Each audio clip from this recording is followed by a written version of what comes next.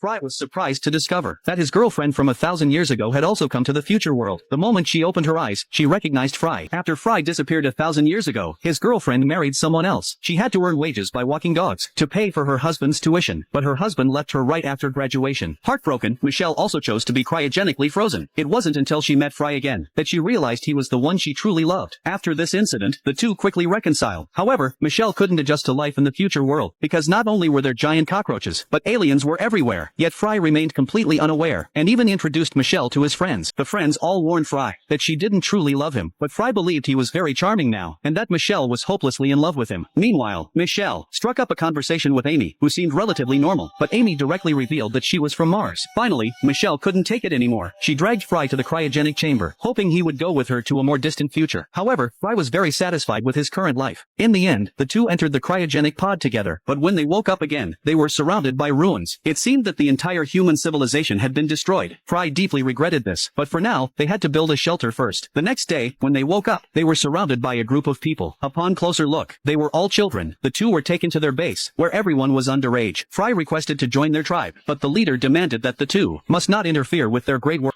Gradually, Fry adapted to life there, but Michelle was very dissatisfied. She insisted that Fry must become the leader, simply because she was extremely jealous of the leader's girlfriend's wolf fur shawl. Left with no choice, Fry had to challenge the leader. According to the local rules, the two had to compete in a deadly skateboard race. The leader took off his headband, and each of them grabbed one end. Whoever still held the headband after the race would become the new leader.